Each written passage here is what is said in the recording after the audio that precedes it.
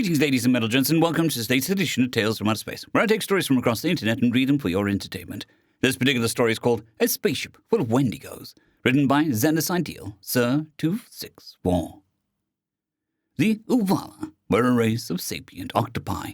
They had long ago shed their need to live underwater, their ancestors having moved onto a more tree-dwelling lifestyle. They designed their ships just like their living structures. No real up or down. Pipes everywhere, used for swinging around. Control consoles could be anywhere. Doors, too. It would seem as a maze with no rhyme or reason to pretty much any other race in the universe. Especially the Wendigo. One of them had his antlers stuck in a pipe for days. My co had tried to free him multiple times, but the bastard was stuck. The hunger was too strong in this one, and he wouldn't help. Just kept rising.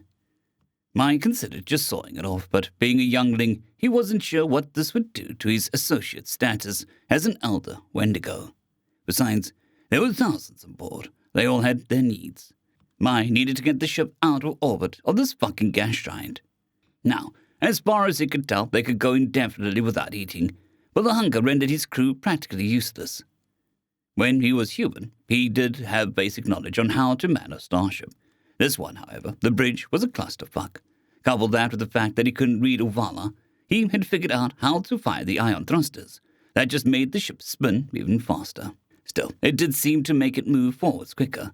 He remembered reading somewhere that hauling ass around a large body, yo mama, would increase your speed. He needed to get the ship somewhere populated.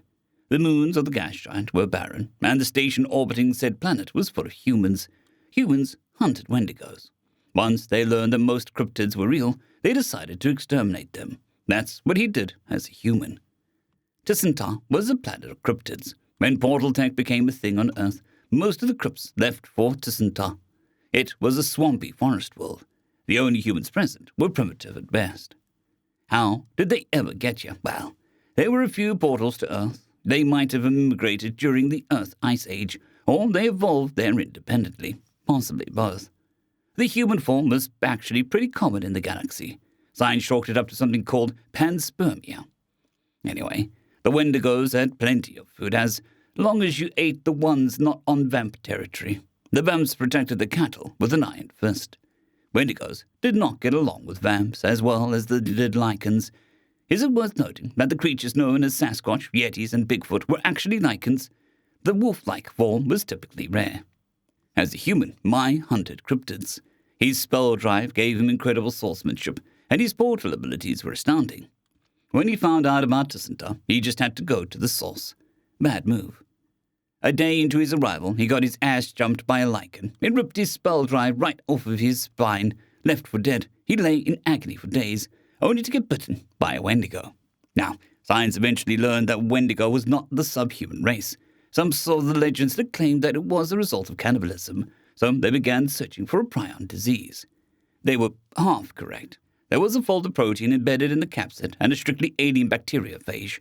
The prion would separate, causing the hunger and the shift in the mental status. The phage would somehow attack muscle and bone cells, morphing them into a familiar mutation known as a Wendigo. The skin would tighten around the swollen muscles, the finger bones shedding their skin and fusing into claws. The skull would stretch out into a snout, leaving the skin so thin as to become transparent, and like growths would amazingly sprout from the skull after 5 years. Any organic material consumed would be repurposed into muscle cells, causing the creature to grow in size proportionate to the weight of the food. The legends were pretty close to the truth. And yes, the pathogen was spread through the saliva. He never learned why it didn't consume him entirely, leaving enough to transmogrify into a Wendigo. If he had met the individual that turned him, he never knew. Most of them didn't speak much. He assumed this wasn't due to lack of intelligence, rather some being hundreds if not thousands of years old. They simply forgot how. The Uvala had attempted a takeover at Tisanta. They only sent 2 ships. The one that landed on Wendigo territory was almost immediately swarmed. In a panic, the entity at the helm launched it with them all aboard. Also, for the record, the Vampire King now has a starship. As he made himself the de facto captain of the ship, he named it the Anai. It meant either enemy or alien in Navajo, at least according to the language translator he was able to connect to aboard the space station. Free Wi-Fi was hard to come by, especially in space, and he only had about 15 seconds every 2 days. His tablet had only about 5% battery as well, so we really had to time it correctly. He'd spent days trying to use the connection to decode the Uvala's language and figure out how fast the Unai would need to go to leave orbit. That 15 seconds was a pain in the ass. Plus, he fat-fingered his searches, resulting in gibberish. Claws were not meant for touchscreens. He spent time in between Googles, walking the ship, attempting to free his crew from the climbing pipes, trying to calm the ones stricken with the hunger, or just trying to map out the thing. It was huge. On day 359 of his orbit, he figured out how to fire the FTL drive. There was a bypass in engineering. Unfortunately, he would have no real idea where it was going. The adjustment for direction was done on the bridge, and he couldn't figure that out. Of course, the controls were meant for someone with 10-foot tentacles. He was able to press both buttons simultaneously with a foot and an antler. Not being a genius in math, he didn't realize that firing FTL while orbiting a planet at 70 feet per second would result in a warp factor of 11. By the time he was able to get the drive shut off, they were nowhere. Literally nowhere. No stars, no planets, basically a, for lack of a better word, void. The camera showed absolutely nothing, save for a small chunk of rock that seemed to have an office building on it. He wasn't sure. They were traveling way too fast to get a lock on it in the camera system, one of the few things in the ship that he could actually operate confidently. He was later sitting in what was apparently the mess hall. Cans previously holding food were shredded and tossed about. There was one table actually on what he called the ground. His head was in his arms. The hunger was starting. He knew he could fight it. He just needed a minute. Ship, he heard. He looked up. Another Wendigo was pointing out the window at what appeared to be a giant battleship. A dreadnought, if he didn't know any better. Fuck! Not once had he ever attempted to try the communication equipment. He hoped it worked. He hoped that they used the same subspace channels as everyone else in the Union. He got there in time to hear the message, "Unknown mining vessel, this is the HMNS Bounty. I am Captain Stanley on behalf of President Jenkins on Earth. Please, what? Say that again, Sergeant Andrews? A ship full of Wendigos? Oh, fuck that. No, we are not going to board it. Are you on a space crack?" The transmission ended. Fuck, my thought. They are no doubt going to blow us up. And he was pretty sure that his ship had no weapons. It was, apparently, a mining vessel. Even if it did, how the fuck do you use that shit? Nope, no torpedoes, no plasma rounds. Instead, a giant purple disc appeared in front of the ship. Pretty sure that it had, writing on it, runes or some shit. What the poop? It was obviously a portal. They were spaghettified almost instantly. Time froze. Everything behind him stopped. Everything in front of him stretched out thin for thousands of miles. Then a pop. They were now outside of looked like a large rocky planet with 2 moons orbiting around a binary system. Both stars were red and surrounded by, what are those? Bison spheres? Shit. These guys were advanced. He was beginning to panic. A small fleet of what appeared to be fighters were approaching quickly. He didn't really know what to do. Then there was a knock. Mai answered, a quivering blob of, he didn't know, it spoke, "Shield, strong," and proceeded to retract a tentacle thing from its pulsating mass. It pressed a button on the overhead console, activating the shields. Unfortunately, one of the fighters had already landed on the ship. Its docking tube was busy burrowing through the thick hull. It was now trapped under the shield. "Where the fuck have you been? I could have used you months ago," shouted Mai, figuring out that this must have been a converted Uvala. Its lack of bones and cartilage explaining its interesting form. "Fear, hunger, thought, process not good," it exclaimed, in barely decent English. Mai couldn't tell what organ it used to speak. It shattered beak, not moving at all when it spoke. "Well, I'm glad you arrived when you did. You are now first officer. Do you have a name?" "Pahagel Nothan Hepatimat 13, it croaked. No, that won't do," said Mai. "I can't pronounce that. How does Fred sound? That's my name before I was turned." The creature appeared to nod approvingly. Well, not. Mai didn't know. It was First Officer Fred now. "Fred, do you have any weapons on this hulk?" he asked. "No. Holy shield. Go fast. Smash, Rex." Okay, all right, mining vessel smashing through asteroids and shit with shields. The debris might be picked up by the armaments in the belly of the craft. That's what all the garbage down there was for. There was a processing station right in the ship. Got it. "Okay, Fred, can you pilot this thing?" asked Mai. "Can we just smash through the enemy fighters?" "Yes, of course we can," replied Fred. "Neato. Make it so, First Officer Fred." The blob positioned itself upside down from the foam-covered railing, bleeping and blooping away at the console. Not only did the ship right itself, but Fred steered it right into a pack of fighters, destroying all of them easily. The ship was actually pretty maneuverable. "Okay, Fred, do we have like an intership intercom system, something that I can use to contact the others aboard?" "Yes," he replied. He extended another twisted, rotted tentacle towards a previously unnoticed switch, then pointed to a small box with hundreds of holes in it. "Hello, Wendigos, this is your captain speaking.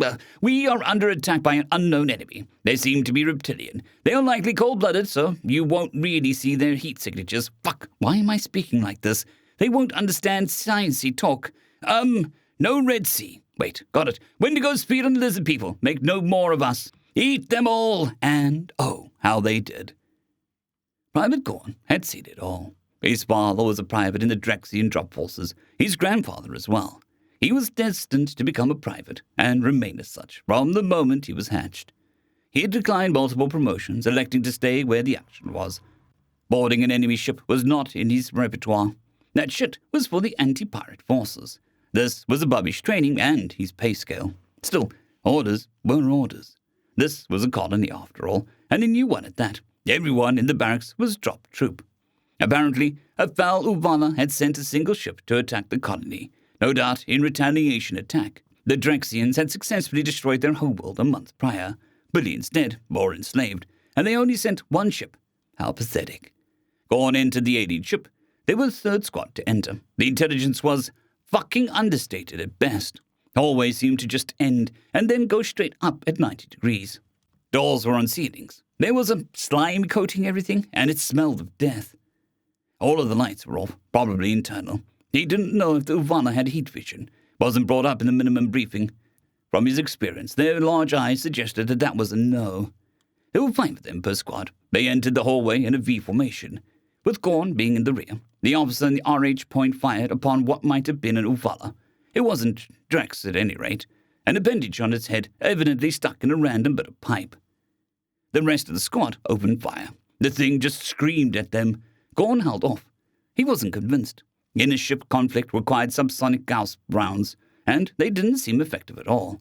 Uvala were squishy cephalopods. Simple stabbing weapons should have sufficed. The gunfire slowed. The other men must have figured out. No. Shit. There was only 3 of them. The other 2 broke formation? Absolute balderdash. If they survived the skirmish, he'd have to make an example of them. He heard it before he saw it. A crackling of bones coupled to a slimy sound. An arm reaching out from an unseen corridor and grabbed the man beside him. Grabbed might be the wrong word. Impaled and dragged him is a better description. Gorn turned to see a large dark figure tearing out the private's innards, slurping them down like worm noodles. The man would have been screaming had his voice box not been torn through his throat in a deluge of blood. The other soldier, who had followed him in, shouldered his rifle and pulled out his blade. It shattered as he swung it on the skull of the beast, these swords being mostly ceremonial. Not knowing what else to do, Gorn raised his plasma pistol in an extreme violation of Drexian war code and fired. Looked like the direct hit on the beast. He attempted another shot, but unfortunately that finger wasn't functional due to the large claw protruding from his elbow. He looked back, seeing only a gaping maw. It was the last thing he saw. He managed to survive for a bit longer. He didn't need his base to know his viscera were being torn from him through his back. It was an absolute slaughter. The Wendigo only suffered 2 casualties. Zina'atu lost an antler, much to his dismay, and the youngling was burned almost to death by a plasma round. Luckily, the fire suppression system on the ship was top-notch. A few feedings later, and the youngling was right as rain. I elected to use the ship to destroy the 2 moons in the same way that it would break apart the asteroid. The main planet, being a barren pre-terraformed world, had 3 dome cities. 2 appeared to be civilian outposts, and the 3rd being military. Subsurface scans showed that the 3 were connected by a series of tunnels. The hubris of the Drexians meant that the primary entrance wasn't protected. It took months of sneaking through tunnels and alleyways. The Drex eventually figuring out that the beasts were immune to all but fire. The center city was practically destroyed due to a civilian missing his plasma shot, melting a hole in the dome. The Wendigo learned that day that they can in fact survive decompression. They also learned that day that Draxians tasted every bit as good as still living ones. I likened it to alligator. Eventually they did it. Every single Drexian was either dead or assimilated. the latter only being pilots. Distress calls were ignored, and the Uvala were currently engaged in a guerrilla campaign against the Drax Empire. All subspace communications was intercepted. The chips, it seemed, were falling in favor of the Wendigo. After 7 brooding for the Drax months, the Wendigo were victorious. It was no longer a ship full of Wendigos tumbling aimlessly through the aether. It was a fleet of Wendigos. The goal was galactic dominance. End of story. I'd greatly like to thank our Tier 5 channel members, Casper Arnholtz, John Creighton, Manatharia, 050, Dragzoon WRE, and Elijah Silvercross. Thank you very much.